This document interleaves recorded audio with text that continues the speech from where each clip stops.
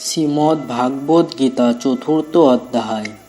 পরমেশ্বর ভগবান শ্রীকৃষ্ণ বললেন, আমি পূর্বে সূর্যদেব বিভূষণাকে এই অব্যয় নিষ্কাম কর্মসাধ্য জ্ঞানযোগ বলেছিলাম। সূর্য তা মানব জাতির জনক মনুকে বলেছিলেন এবং মনু তা ইক্ষ্বাকুকে বলেছিলেন। এইভাবে পরস্পরা মাধ্যমে প্রাপ্ত এই পরম বিজ্ঞান রাজর্ষিরা লাভ করেছিলেন, কিন্তু কালের প্রভাবে পরস্পরা ছিন্ন হয়েছিল এবং তাই সেই যোগ নষ্ট প্রায় হয়েছে। সেই সনাতন যোগ আজ আমি তোমাকে বললাম, কারণ তুমি আমার ভক্ত ও সখা এবং তাই তুমি এই বিজ্ঞানের অতি গূঢ় হৃদয়ঙ্গম করিতে পারবে।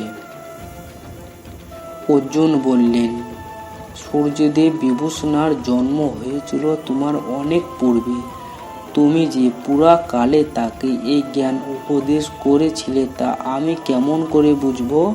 পরমেশ্বর ভগবান বললেন, হে পরন্তপ অর্জুন, আমার ও তোমার বহু জন্ম অতীত হয়েছে।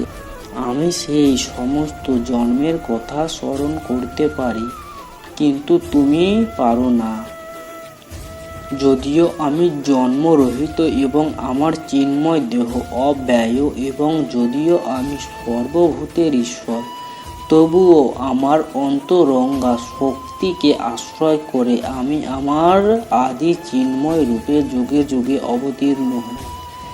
হে ভারত, যখনই ধর্মের অধঃপতন হয় এবং অধর্মের অভ্যুত্থান হয় এবং তখন আমি নিজেকে প্রকাশ করে অবতীর্ণ হই, সাধুদের পরিত্রাণ করার জন্য এবং দুষ্কৃতকারীদের বিনাশ করার জন্য এবং ধর্ম স্থাপনের জন্য আমি যুগে যুগে অবতীর্ণ হই। হে অর্জুন, যিনি আমার এই প্রকার দিব্য জন্ম ও কর্ম যথাযথভাবে জানেন, তাকে আর দেহত্যাগ করার পর পুনরায় জন্ম গ্রহণ করতে হয় না। তিনি আমার নিত্য ধাম লাভ করেন।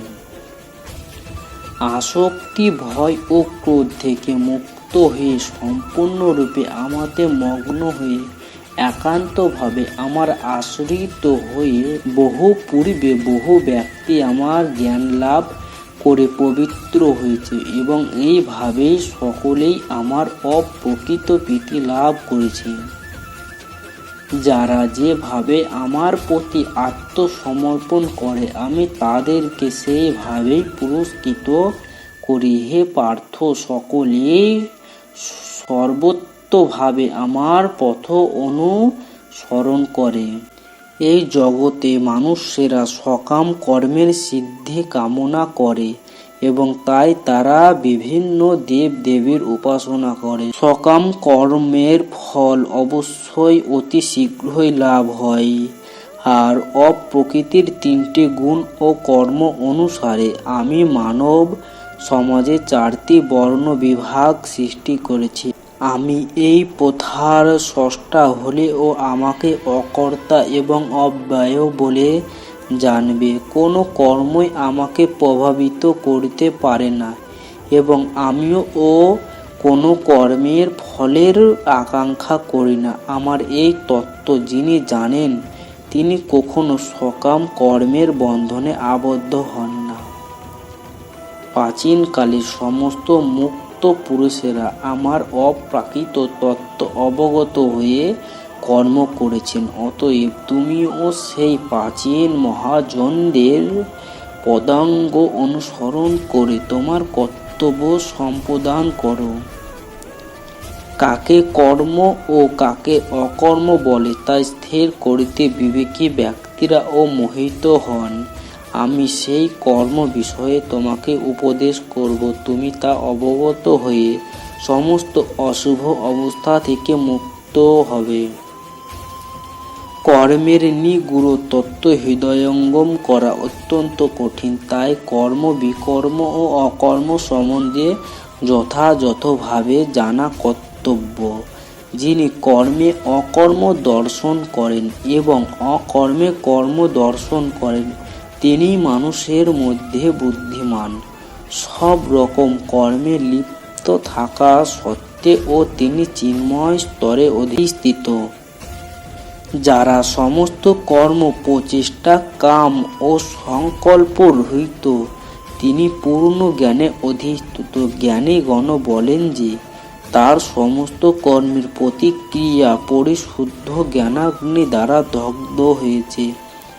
যিনি কর্মফলের আসক্তি সম্পূর্ণরূপে ত্যাগ করে, সর্বদা তৃপ্ত এবং কোনো রকম আশ্রয়ের অপেক্ষা করেন না, তিনি সব রকম কর্মে যুক্ত থাকা সত্ত্বেও কর্মে ফলের আশায় কোনো কিছুই করেন না।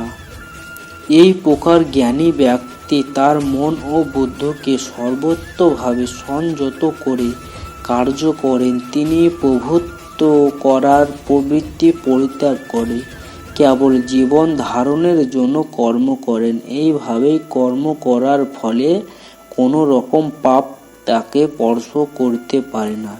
যিনি অনায়াসে যা লাভ করেন তাতেই সন্তুষ্ট থাকেন, যিনি সুখ, দুঃখ, রাগ, দ্বেষ আদি দ্বন্দ্বের অনুভূত হন না এবং মৎসর্য শূন্য, যিনি কাজের সাফল্য ও অসাফল্য অবিচলিত থাকেন, তিনি কর্ম সম্পাদন করিলেও কর্মফলের দ্বারা কখনো আবদ্ধ হন না।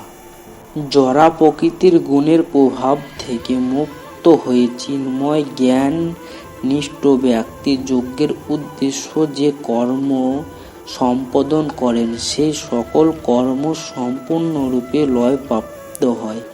যিনি কৃষ্ণ ভাবনায় সম্পূর্ণ মগ্ন, তিনি অবশ্যই চিদ জগতে উন্নীত হইবেন, কারণ তার সমস্ত কার্যকলাপ চিন্ময়, তার কর্মের উদ্দেশ্য চিন্ময় এবং সেই উদ্দেশ্য তিনি যা নিবেদন করেন তাও চিন্ময়। কোনো যোগী দেবতাদের উদ্দেশ্য যজ্ঞ করার মাধ্যমে তাদের উপাসনা করেন, আর অন্য অনেক ব্রহ্মরূপাগ্নিতে সব কিছু নিবেদন করার মাধ্যমে যজ্ঞ করেন। কেহ কেহ শুদ্ধ ব্রহ্মচারীরা মনঃ সংযম রূপ অগ্নিতে শ্রবণ আদি ইন্দ্রিয়গুলিকে আহুতি দেন। আবার অন্য অনেক নিয়মনিষ্ঠ গৃহস্থেরা শব্দাদি ইন্দ্রিয়ের বিষয়গুলিকে ইন্দ্রিয় রূপ অগ্নিতে আহুতি দেন। মন ও ইন্দ্রিয় সংযমের মাধ্যমে যারা আত্মজ্ঞান লাভের প্রয়াসী, তারা তাহাদের সমস্ত ইন্দ্রিয়ের কার্যকলাপ ও প্রাণবায়ু জ্ঞানের দ্বারা প্রদীপ আত্মসংযম রূপ অগ্নিতে আহুতি দেন। কঠোর ব্রত গ্রহণ করে কেহ কেহ দ্রব্য জ্ঞান রূপ যজ্ঞ করেন, কেহ কেহ তপস্যার যজ্ঞ করেন, কেহ কেহ অষ্টাঙ্গ যোগ রূপ যজ্ঞ করেন এবং অন্য অনেক পরমার্থিক জ্ঞান লাভের জন্য বেদ অধ্যয়ন রূপ যজ্ঞ করেন। প্রাণায়াম চর্চায় আগ্রহী তারা অপান বায়ুকে প্রাণ বায়ুতে এবং প্রাণ বায়ুকে অপান বায়ুতে আহুতি দিয়ে অবশেষে প্রাণ ও অপান বায়ুর গতি রোধ করে সমাধিস্থ হন। কেহ আবার আহার সংযম করে প্রাণবায়ুকে প্রাণবায়ুতেই আহুতি দেন। এরা সকলেই যোগ্য তত্ত্ববিদ এবং যজ্ঞের প্রভাবে পাপ থেকে মুক্ত হয়ে তারা যজ্ঞ বশিষ্ঠ অমৃত আস্বাদন করেন এবং তারপর সনাতন প্রকৃতিতে ফিরে যান। হে কুরুশ্রেষ্ঠ, যজ্ঞ অনুষ্ঠান না করে কেহই এই জগতে সুখে থাকতে পারে না। তা হলে পরলোক সুখ প্রাপ্তি কি করে সম্ভব? এই সমস্ত যজ্ঞই বৈদিক শাস্ত্রে অনুমোদিত হয়েছে এবং এই সমস্ত মুক্তি বিভিন্ন প্রকার কার্য কর্মজাত, সেগুলি যথাযথভাবে জানার মাধ্যমে তুমি মুক্তি লাভ করিতে পারিবে। হে পরন্তপ, দ্রব্যময় যজ্ঞ থেকে জ্ঞানময় যজ্ঞ শ্রেষ্ঠ। হে পার্থ, সমস্ত কর্মই পূর্ণরূপে চিন্ময় জ্ঞানে পরিসমাপ্তি লাভ করে। সদ্গুরুর শরণাগত হয়ে তত্ত্বজ্ঞান লাভ করার চেষ্টা করো। বিনশ্বচিত্তে প্রশ্ন জিজ্ঞাসা করো এবং কৃত্রিম সেবার দ্বারা তাকে সন্তুষ্ট করো, তাহলে সে তত্ত্বদ্রষ্টা পুরুষেরা তোমাকে জ্ঞান উপদেশ দান করিবেন। হে পাণ্ডব, এভাবে তত্ত্বজ্ঞান লাভ করে তুমি আর মোহগ্রস্ত হবে না, কেননা এই জ্ঞানের দ্বারা তুমি দর্শন করবে যে সমস্ত জীবই আমার বিভিন্ন অংশ, অর্থাৎ তারা সকলেই আমার এবং তারা আমাতে অবস্থিত। তুমি যদি সমস্ত পাপীদের থেকেও পাপিষ্ঠ বলে গণ্য হয়ে থাকো, তাহলে এই জ্ঞান রূপ তরণীতে আরোহণ করে তুমি দুঃখ সমুদ্র পার করিতে পারবে। প্রবল রূপে প্রজ্বলিত অগ্নি যেমন কাষ্ঠকে ভস্মসাৎ করে, হে অর্জুন, তেমনি জ্ঞানাগ্নি সমস্ত কর্মকে দগ্ধ করে ফেলে। এই জগতে চিন্ময় জ্ঞানের মতো পবিত্র আর কিছুই নেই। এই জ্ঞান সমস্ত যোগের পরিপক্ব ফল। ভগবত ভক্তি অনুশীলনের মাধ্যমে যিনি এই জ্ঞান আয়ত্ত করেছেন, তিনি কালক্রমে আত্মায় পরা শান্তি লাভ করেন।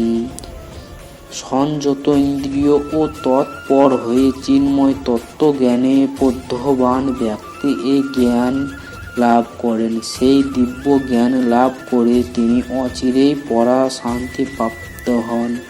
যজ্ঞ ও শাস্ত্রের প্রতি শ্রদ্ধাহীন ব্যক্তি কখনোই ভগবত ভক্তি লাভ করিতে পারে না।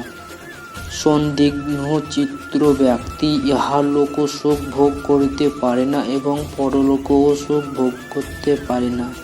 অতএব হে ধনঞ্জয়, যিনি নিষ্কাম কর্মযোগের দ্বারা কর্মত্যাগ করেন, জ্ঞানের দ্বারা সংশয় নাশ করেন এবং আত্মার চিন্ময় স্বরূপ অবগত হন, তাকে কোনো কর্মই আবদ্ধ করতে পারে না।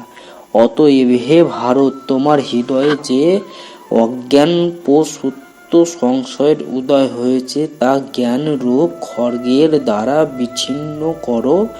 যোগ আশ্রয় করে যুদ্ধ করার জন্য উঠে দাঁড়াও।